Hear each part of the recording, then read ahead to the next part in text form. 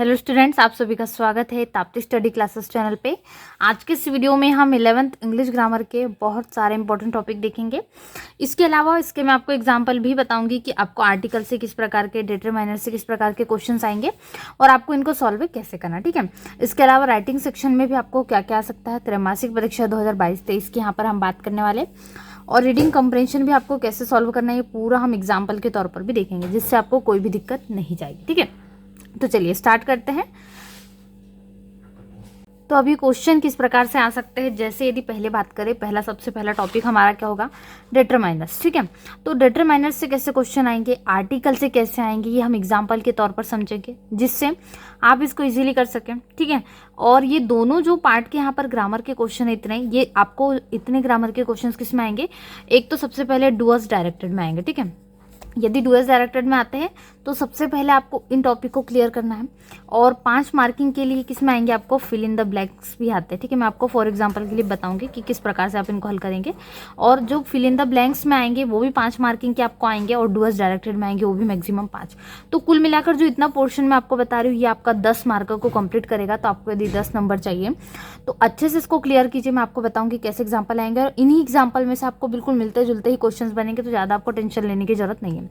फिर जो बचा वाला ग्रामर में राइटिंग सेक्शन है ना, ये भी मैं आपको बताऊंगी फॉर एग्जांपल कैसे क्वेश्चन आपको बनते हैं, ठीक है। तो सारे के एक एग्जांपल आप देख लोगे तो आपको बहुत इजी हो जाएगा, एग्जाम की तैयारी आपके लिए बहुत इजी हो जाएगी, ठीक है। फिर रीडिंग कंप्रेंशन भी हम लास्ट में देखेंगे। सबसे पहले बात करेंगे determiners, articles, prepositions, compound sentence और कोऑर्डिनेट क्लॉजेस के कैसे क्वेश्चन बनते हैं। देखिए फॉर एग्जाम्पल के तौर पर यदि हम देखें तो सबसे पहला क्वेश्चन हमें यहाँ पर क्या मिल रहा है, ग्रामर में, ठीक है। सेक्शन सी जो होता है वो आपका क्या होता है, ग्रामर का सेक्शन होता है। तो इसमें आपको सबसे पहला क्वेश्चन यहाँ पर देखेंगे, आप देखिए आर्टिकल के ए एंड द वाले आए, बिल्कुल सेम आपको क्वेश्चन बनेंगे, 5 मार्क्स के ये बनेंगे, और जो डूअर्स डायरेक्टेड के हैं बिल्कुल 5 मार्क्स के आपको यहाँ पे बनेंगे, ठीक है। जो मैं आपको बता रही थी यहाँ पर मीनिंगफुल सेंटेंस वाले, जॉइंट सेंटेंस वाले आते हैं कई बार, ठीक है। और टेंस के तो बनेंगे, चेंज इनटू, इंट्रोगेटिव, नेगेटिव, और यहाँ पर और भी सेंटेंस ऐसे बनते हैं, ठीक है। या रीराइट यूजिंग में सो दैट कर देते हैं, यहाँ पर आपको वो दोनों पे ध्यान देना है। तो सबसे पहले जो मैं आपको यहाँ पर बताना चाहती हूँ वो ये है कि फिल इन द ब्लैंक्स में आपको आर्टिकल कैसे क्वेश्चन बनेंगे, ठीक है। एग्जाम्पल के तौर पे इसके बहुत सारे एग्जाम्पल दिए जा सकते हैं। आपने आर्टिकल की जब क्लासेस, यदि आप आर्टिकल को डिटेलिंग पढ़ना चाहते हैं तो उस पर वीडियो प्रोवाइड है, आप डिस्क्रिप्शन बॉक्स में लिंक चेक कीजिए, जिसमें पूरे मैंने आर्टिकल को अच्छे से बताया, ठीक है। तो Germany dash is European country, ठीक है। तो Germany is dash European country, यहाँ पर आपको एक आर्टिकल प्रयुक्त करना है, वो ए एंड द में से हो सकता है। ऐसे ही क्वेश्चन आते हैं, ठीक है। आंसर तो आप इजीली कर लोगे क्योंकि ए एंड द बहुत इजी होता है। दूसरा क्वेश्चन यहाँ पर हमें सिर्फ एग्जाम्पल के तौर पे देखना है, ठीक है। ऐसे ही क्वेश्चन आपको आ सकते, हो सकता है यही क्वेश्चन आपको रिपीट हो जाए, क्योंकि यहाँ पर बहुत से क्वेश्चन हैं जो रिपीट भी होते हैं। नेक्स्ट में क्या है, the school library has dash books on psychology, ठीक है। तो यहाँ पर आपको ये भी देखना है, जो फ्यू लिटिल वाले हैं ये क्वेश्चन मैक्सिमम टाइम बनते हैं, आर्टिकल और ये दोनों तो कंफर्म है ही। आप कई बार मस्ट नीड की जगह पे जो क्वेश्चन नेक्स्ट आपको मिल रहा है, इसमें जरूरी नहीं यही इसमें आए, ठीक है। इसमें थोड़े से चेंजेस भी आते हैं, ठीक है। दोनों पार्ट में आपको कई बार आ जाता है, मच मैनी वाले भी आ जाते हैं। तो इसकी जगह पे यदि मच मैनी आता है तो इसके लिए भी आपको ज़्यादा दिक्कत नहीं जाएगी, दोनों ही सेम सेंटेंस में है, मच और मैनी का, ठीक है। ज़्यादा संख्या वालों के लिए मैनी आ जाता है, ठीक है, ज़्यादा नंबर से तो, और कम वाले के लिए यहाँ पर मच, जिसको हम नाप नहीं सकते संख्या है वो, ठीक है। तो इंग्लिश इज, तो ऐसे ही ग्रामर से देखिए यहाँ पर English is dress in many countries, तो यहाँ पर ग्रामर से संबंधित कौन सी फॉर्म आएंगी वर्ब की, फर्स्ट, सेकंड और थर्ड, ये भी क्वेश्चन आपको बनते हैं। तो दोनों ही तरीके से आप इसको 1 मार्किंग में ले सकते हैं। यानी यहाँ पर आपको कई बार एक सेंटेंस आता है उसमें आपको इन, एट वाले भी वर्ड यूज करना पड़ता है, ये प्रीपोजिशन से संबंधित है। तो ग्रामर के जितने यहाँ पर आपको भाग में बता रही हूँ इन्हीं से क्वेश्चन आपको बनेंगे, ठीक है।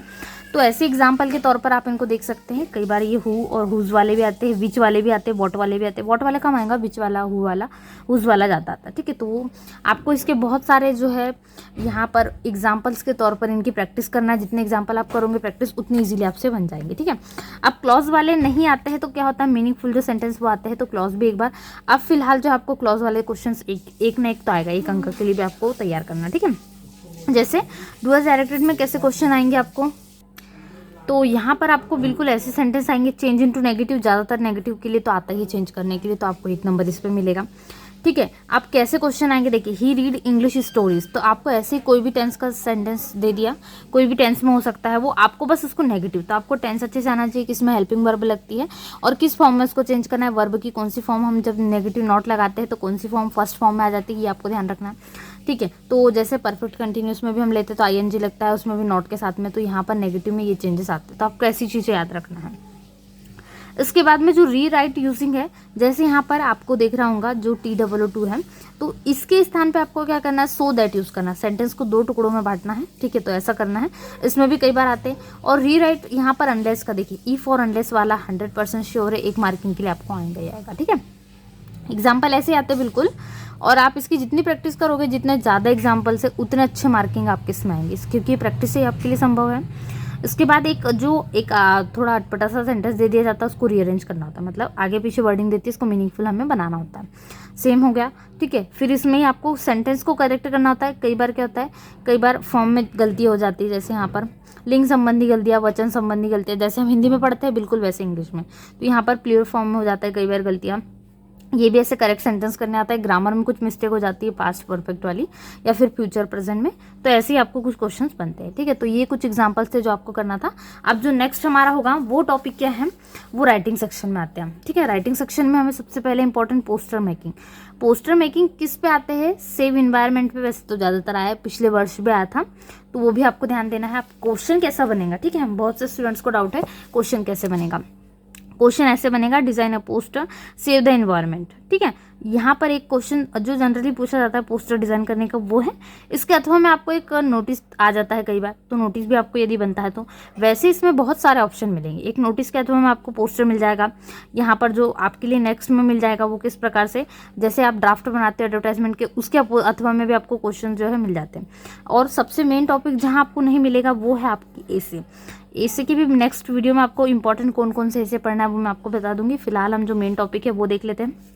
जैसे कि कुछ नोटिस तैयार करने आ जाता है, या फिर डिस्ट्रिक्ट कलेक्टर को, या फिर कंप्लेन करने के लिए आता है म्यूनसिपैलिटी जो नगर पालिका है वहाँ पर, तो ये भी आपको ध्यान रखना है, इनके इस प्रकार से क्वेश्चन बनते हैं, ठीक है। तो इसके अथवा में भी आपको एक और मिल जाएगा, ठीक है। यहाँ पर आपको एग्जामिनेशन में आप पास होगे तो आपको कॉन्ग्रेचुलेट करना है सक्सेस के ऊपर, ठीक है। आपके जो सिस्टर है, ब्रदर है, किसी कॉन्ग्रेचुलेशन करना है, छोटे भाई बहन या फिर फ्रेंड की, तो ऐसे आपको दिया है, यहाँ पर बताना है किस प्रकार से जो मेहनत की है, इसके पॉइंट वाइज भी दे दिया। फिलहाल जो है पेपर का तरीका पूछने का बहुत चेंज हो चुका है, इसलिए आपको इसी प्रकार से याद करना है। सेम तरीके से ये क्वेश्चन आपको ऐसे ही आएंगे, 100% ऐसे क्वेश्चन आपको बनेंगे, ठीक है। तो अभी से इनको तैयारी करना शुरू कर दीजिए। तो एक नोटिस का भी आप देख सकते हो, एग्जाम्पल दिया है, जैसे स्कूल में डांस कॉम्पिटिशन, इसका नोटिस आपको जो है तैयार करना है। आप कल्चरल सेक्रेटरी हो, एक नोटिस का एग्जाम्पल होगा, ठीक है, नोटिस राइटिंग में।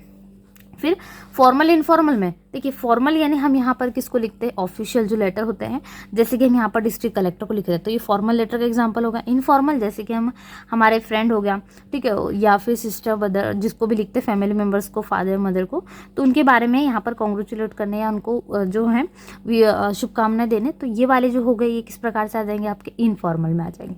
तो ये वाले लेटर्स भी आते हैं। तो इनफॉर्मल लेटर का एग्जाम्पल हो गया, फॉर्मल लेटर का हो गया, नोटिस का एग्जाम्पल हो गया, पोस्टर का एग्जाम्पल होगा। इतनी चीज़ें आपकी सारी की सारी क्लियर हो गई।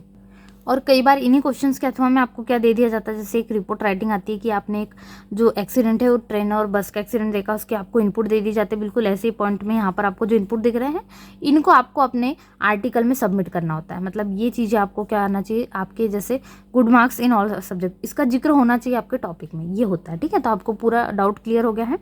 ये कुछ इसी प्रकार के आपको क्वेश्चन बनेंगे, जैसे मैंने ग्रामर में बताया, सेक्शन सी में, सेक्शन बी में। तो सेक्शन सी और बी का यहाँ पर आपका पूरा क्लियर हो चुका है, डाउटफुल डू एज डायरेक्टेड कैसे करना है, फिल इन द ब्लैंक्स कैसे करना है, ठीक है। तो यहाँ पर आपका लगभग पूरा पोर्शन कंप्लीट हो चुका है।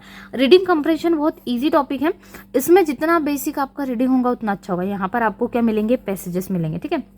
इस पैसेजेस को क्या करना होता है, इसके बहुत अच्छी ट्रिक है कि आप सबसे पहले पूरा पैसेज रीड कर लीजिए, इसके बाद जो क्वेश्चंस है उन पे गौर कीजिए, ठीक है। जैसे पहले क्वेश्चन में कुछ आपको पूछ रहे हैं, एक यहाँ पर मान लीजिए महात्मा गांधी वाला पैसेज है, वो तो बहुत ईजी हो जाएगा। कुछ और टॉपिक ले लीजिए, वाटर वगैरह पे संबंधित है, तो जो क्वेश्चन पूछा है आपको उस पर ध्यान देना है, वो वर्ड आपको कहाँ मिल रहा है, और उस वर्ड की आप पूरी लाइन लिख सकते हैं, तो आपको पूरे मार्क मिल जाएंगे, ठीक है। क्योंकि क्वेश्चन का आंसर उसी में होता है, तो उसमें आप ज़्यादा, यदि आपको आंसर लिखते नहीं आ रहा तो वो लाइन पूरी लिख सकते हैं, तो आपको पूरे फुल मार्क मिलेंगे, इसमें नंबर नहीं कटेंगे।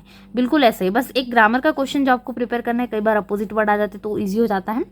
या फिर पैराग्राफ का एक वर्ड दे दिया जाता है उसका अपोजिट, या फिर क्या होता है यहाँ पर आपको एडजेक्टिव फॉर्म में भी लिखने के लिए आता है। तो ऐसे क्वेश्चंस आपको ग्रामर के तैयार करना है। यदि आपके इतने 3 क्वेश्चन भी बन जाते हैं, आपको लगभग 4 या 5 मार्किंग का आएगा, 5 मार्किंग का मैक्सिमम आएगा, तो 4 क्वेश्चन तो बन ही जाएगा। आप सिर्फ 1 नंबर जिसकी ग्रामर अच्छी है वो ये नंबर भी कंप्लीट कर लेगा, तो ज़्यादा दिक्कत नहीं जाएगी। ग्रामर का भी इतना टफ क्वेश्चन नहीं आता है, तो वो भी आपको बन जाएगा। तो ये पूरा ग्रामर का था, 11th इंग्लिश ग्रामर का आपको कैसे तैयारी करना है। यहाँ पर पूरे फॉर्मल इनफॉर्मल लेटर हमने देखा किस प्रकार से आपको आएंगे, पैराग्राफ राइटिंग हो गया, रिपोर्ट राइटिंग, सारे कुछ, ठीक है।